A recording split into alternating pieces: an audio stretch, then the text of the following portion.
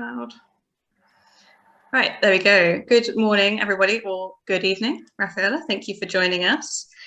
So, as you'll all be aware, we're joined this morning by Rafaela Aragao, who is a PhD candidate at Griffith University in Australia. I should have done my mouth exercises this morning to warm up. And then she'll be presenting her work with the title, The Role of Information in Deforestation, Brazilian Soy Farmers' Perspective. So with that, I will hand over a few housekeeping. Obviously, we are recording as usual, and Rafaela would like your questions at the end of her presentation, everyone. So thank you very much for joining us, Rafaela. I'll hand over to you to present. All right, thank you for the introduction. I will just quickly share my screen with you all. Can you all see my screen? Yes. Yes. Yes. All right, great. So yeah, first, thank you, Athena and Maru, for organizing this webinar. And thank you all for attending as well. Today, I want to share a little bit about my PhD research with you, which is about the role of information in deforestation, Brazilian soy farmers' perspective. My main supervisor is Professor Duan Biggs from Griffith University, and my co-supervisor is Myron from Trase, that you all know. All right, so just starting with an overview of my presentation, I'll have a quick introduction about causes of deforestation in Brazil, my research objectives, conceptual and analytical framework. I'll talk about my 4 chapters as well, and some of the expected outcomes of my research. All right, in my introduction, I will start with impacts and causes of deforestation, uses of soy, deforestation in Cerrado, and the connection of my research with Trase as well. All right, so starting with the impacts of deforestation, it's well known that deforestation is the largest source of the anthropogenic greenhouse gas emission in Brazil. So in 2018, it represented around 55%. And it also has impacts on climate change. There are studies showing that in Brazil, we already have a delay in the rainy season because of the climate change. And we also are experiencing some fires there. You probably have heard about in the news. And we also have the other problem, which is related to endangered species, such as the guara wolf that we can see over here. And we all know that agriculture is one of the main causes of deforestation there in Brazil. And talking about agriculture, specifically soy is causing that. Is one of the main drivers of deforestation in there, as we are one of the main producers of soy worldwide. And when we think about soy, sometimes we think about vegetarian people, as we were discussing about the kinds of milks that we have nowadays. But, well, I'm also vegetarian, but it's not my fault or any of the vegetarians, because actually the main consumption of soy comes from animal feeds, so poultry and pigs as well, which represents around 8% of the consumption of soy. Yeah, we also have like some other use, for example, fuel, biodiesel, but yeah, the main consumption comes from animal feed. All right, so here I have a map of Brazil with all of the biomes that we have in there. In the center, I have the biome called Cerrado, which is it's known as a tropical savanna in there. So it is in darkest red because it has the main soy-driven deforestation. So it's the biome suffering most from deforestation there in Brazil. So here I have just some data by 2015, more than 40% of the native vegetation in this biome was had already been cleared. And soy is the main driver of forest loss in this area. So we can ask, why is it happening specifically in this biome? We can have a look at the Brazilian Forest Code conservation requirements. If we compare the Amazon with the biome called Cerrado, we can see that landowners need to conserve around 80% of their land in Amazon. And in Cerrado, they only need to conserve between 20 to 35%. So we had a weak legislation protecting the environment in this biome specifically. All right, so with that, we had a study published in 2019 showing that the most of soy-driven deforestation happens legally. So farmers are actually allowed to deforest to produce soy in this region. So based off that, we can say that farmers are key stakeholders in the soy supply chain. They are the decision makers. Of course, I know that other stakeholders in the supply chain, such as traders, consumers, government, they all have their role in this deforestation problem for sure. But yes, producers, they have the rights to deforest, so the choice to deforest or not are with them.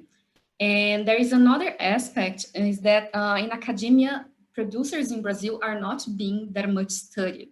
So for example, Angela Guerreiro, she's another researcher from Griffith University, maybe some of you know her. She published a study studying mental models of stakeholders in the soy supply chain, but she mostly interviewed traders, government, NGOs, and she only interviewed one producer. So yeah, we need to explore more about the mental models of producers. And I'm always talking about mental models. I will explain a little bit more in the next slides. Yeah, so you can all ask, what is the connection of my study with Trase? So first of all, I have the idea that Trase is all about information. So you make available information about deforestation in lots of countries, including Brazil. And my work will also focus on information. I will focus specifically in two types of information. One is environmental impact information, and the other one is policy and commitment information. All right, so we are both looking for information. Great. And Trase has some goals. One is increase transparency, improve sustainability, and have a look at production, trade, and consumption. So I believe that understanding the perception of producers, we can get to paths to conservation. So we can facilitate the paths to get to conservation, and understanding the stakeholders, we can also increase more transparency. So I think that's the main connection of my study. We can use my study to get to some of your goals. And I will also use some data provided by Trase. This data is soil deforestation indicator that you created. I think you are all familiar with this data. So yeah, moving to my research objectives. The main objective of my study is to understand the role of information on Brazilian farmers' willingness to deforest. I will have four objectives in my study. I will start with a literature review to identify gaps in the literature using mental models on agriculture studies. So I will explore papers. Then I will try to identify stakeholders influencing farmers' interpretation of information. So I will have a look, so who is influencing farmers to understand information, to interpret information. Then I will move to my third chapter, which is examining Brazilian soy farmers' understanding of the influence of deforestation information on their willingness to deforest. And then I will finish with a chapter about the communication process. I will try to understand the communication process of deforestation information among Brazilian soy farmers and explore alternatives to improve their information uptake. Here I have a diagram summarizing my entire project. So basically, I just told you about my first chapter, which is a literature review. I will use the method called systematic quantitative literature review.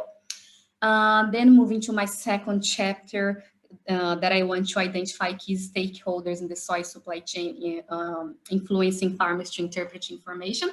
I will conduct some telephone interviews using scenario-based influence maps. These farmers will be in the state of Bahia. I will show you later which municipalities.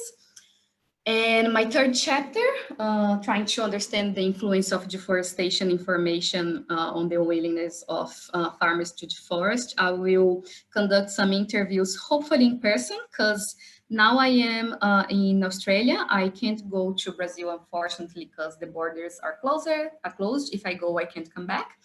But yeah, hopefully by there, I will be able to go to Brazil to conduct these interviews in person. Yeah, and my fourth and last chapter is about the communication process. I will have a telephone survey and also an experiment, hopefully in person as well. All right, so I just want to quickly talk about mental models for those who are not familiar with. So mental models are, you can see mental models as a cognitive framework about how part of the world works. So basically it's related to reasoning, decision-making, and behavior. So we try to elicit what is inside people's minds. And I think I chose to use mental models here because I think it's a good lens to get how farmers do their decide to deforest or not. So to understand their decision making in this subject. Yeah. So as I said, I'll have a first chapter, which is a literature review, and all of the other chapters are data chapters. So I need to really interact with farmers. Starting with my literature review, my main question is how have farmers' mental models been enlisted and used in studies on agriculture commodities worldwide? So first, I will select papers analyzing any stakeholders of any commodity supply chain. So it can be like a trader, a consumer, producer, any kind of stakeholder. And I will have a look for the geographical distribution of these papers, which agriculture commodities they are looking for, which stakeholders they are assessing, what's the driver of the paper, and if they presented any concern about deforestation. And then a second part of my paper, I will do a more in-depth analysis only focusing on farmers papers, so papers that assessed farmers' mental models in the agricultural commodity studies. Yeah, so the methodology that I chose to use is a systematic quantitative literature review. I started being systematic. I chose some keywords. So my two keywords were mental models and agriculture commodities. For sure, I also included some synonyms. And the databases that I ran my search was Scopus, Web of Science, and Greenfile. I ended up with 285 papers. But I only included for now 36 papers because the papers needed to meet some requirements. I had some exclusion criteria that I used. So I already analyzed around 60% of the papers, so I didn't finish yet. So yeah. And I also needed to create a database. So I created a spreadsheet with all of the aspects that I will go through into the papers. So if I would look for geographic information, I will have like a column with geographic information, stakeholders, and those kind of things. So I started analyzing 10% of the papers, and I've done some adjustments on my databases to fix it. And yeah, now I'm just finishing reading all the papers and we'll start writing hopefully soon. I have some preliminary results based on the papers that I've analyzed. So for each paper, I looked for the main topic and a subtopic. So what were the drivers of the paper, the motivation of the paper?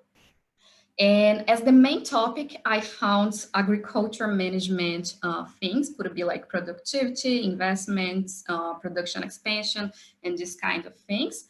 And as a subtopic, the subtopic that most appeared in the papers that I analyzed was environmental concerns. So impacts in the environment, sustainability, conservation, and this kind of things.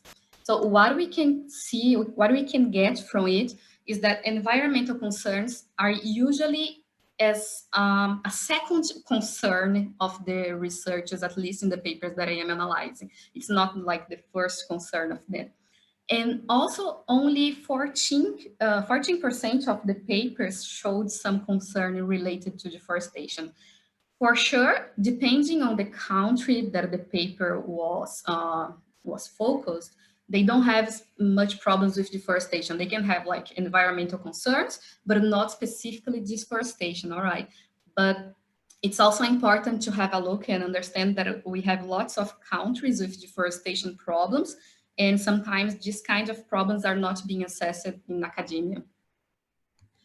A little bit more about some of my partial results. I had looked for the stakeholders being assessed in those papers, and actually the producers are the most assessed stakeholders. They represent around 44% of the stakeholders being assessed in the papers that I looked at, followed by experts, researchers, government, and the least assessed are consumers. So for now, I think that if lots of researchers around the world are trying to understand farmers, producers' mental models, why aren't we looking for producers' mental models in the problem of soil deforestation? I think it's a point to reflect of. Of course, I will still develop it in my discussion, but yeah. All right, so I also looked for categories of commodities being assessed in the papers, and I found out that livestock represent the majority of papers, so 35% of the papers assessed livestock. And one interesting fact is that I couldn't find, at least for now, any paper assessing soy, the supply chain of soy, mental models in the supply chain of soy. Soy would be in the category oil-bearing crops, but yeah, by now I couldn't find any paper. Let's see at the end of my my paper. Yeah, let's wait and see. Great. So I'm moving now to my data chapters, and I want to share here the main challenge that I'm facing in the moment, which is to get farmers' contact details so I can interview them. Well, yeah, it's been challenging, but I'm trying to get in touch with some Brazilian soy associations, soy farmers work unions, extension programs. I also have had a look at farmers' websites and tried to send them an email, tried to call them. And I also have this partnership with Trase, so hopefully some of you will be able to help me with that. And I'm also trying a partnership with soft commodity forums. So yeah, after I finish my presentation, we can come back to this challenge and maybe you can give me some advice. All right, so I had some selection criteria for the area that I will interview the farmers. I used farms in areas with higher soil deforestation indicator. Here I have a map of the state of Bahia, which is within Cerrado, the biome that I just showed you. So here in the left side, I have municipalities suffering most from soil-driven deforestation. The municipality with higher index of soil-driven deforestation is called Jaborandi. We have around 49 farms in there. And in the 13 municipalities, we have 646 soy farms in there. So this will be my study area, these 13 municipalities and also Jaborandi for some chapters. So moving to my data chapter, chapter 2, the main question is how are farmers' interpretations of deforestation shaped by their social relationships?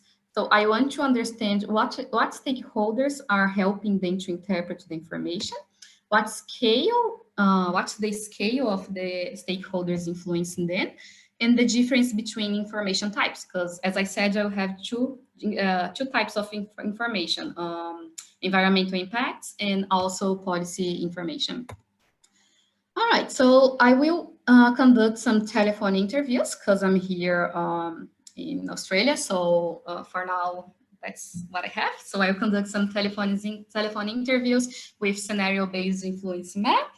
I will have a focus group to develop the scenarios with me. So for example, let's suppose I'll have a scenario that in 2023, farmers will have access to information that the expansion of soy is causing the death of guara wolves in Cerrado, for example.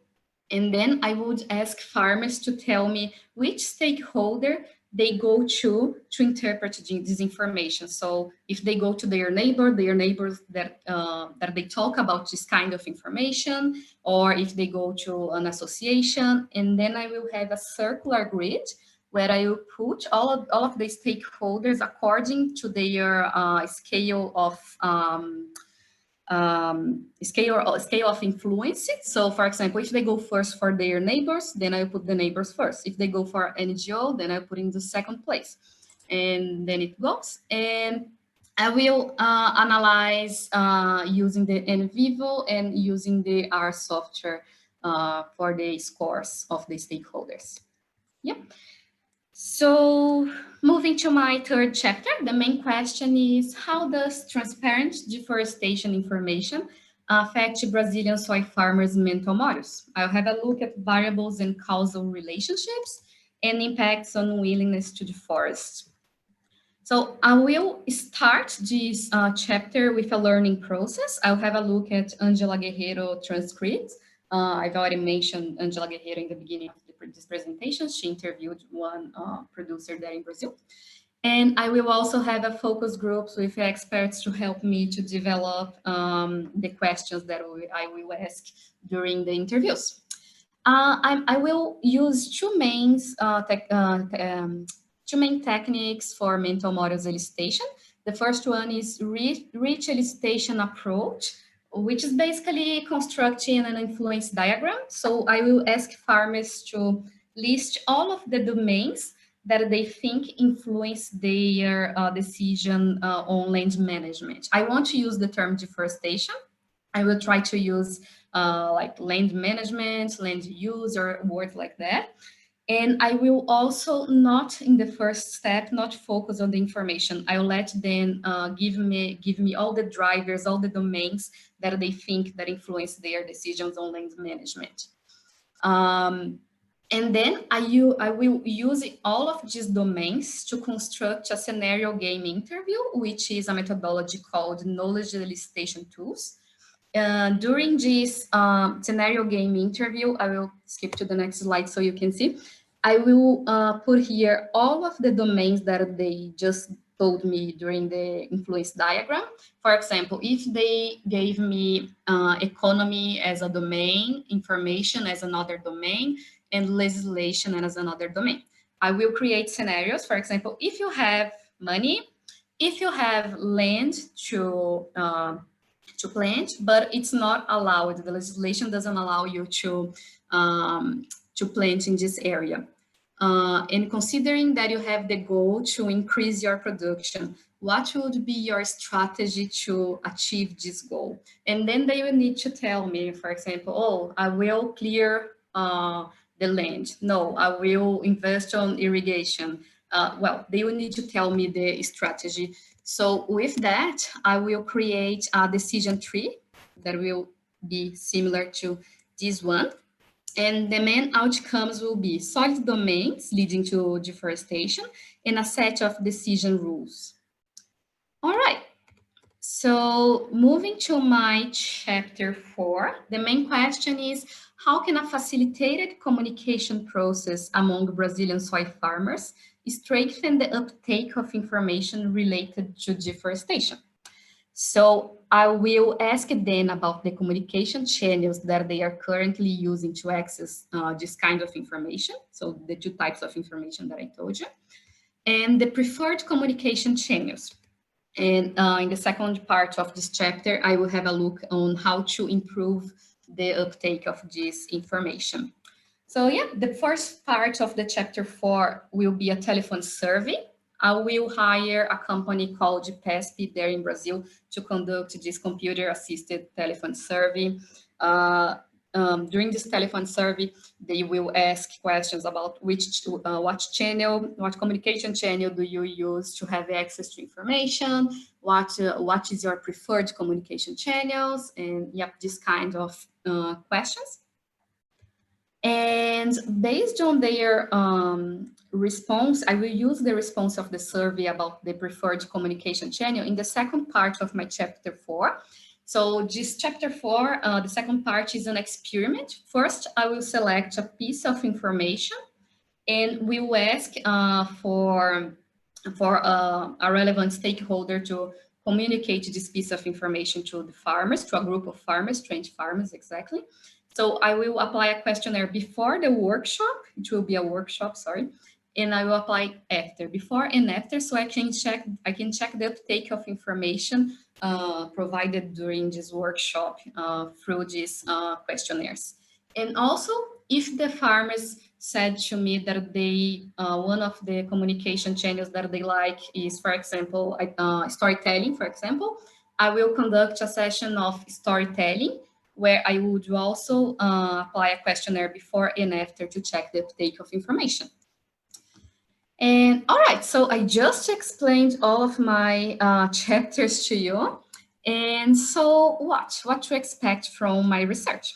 So, well, first of all, I'll have this literature review, which I expect to show you a gap in the literature. And then I will explore the stakeholders. I will try to identify the main stakeholders influencing the interpretation of information. Then I will create decision rules for deforestation among farmers. And I will end with recommendations to improve the communication. So hopefully all this process will also help Trase to find a more sustainable environment and transparency in the supply chain, soy supply chain as well. Thank you so much all for listening to me. And if you have any question, advice, or just a comment, please let me know. Thank you.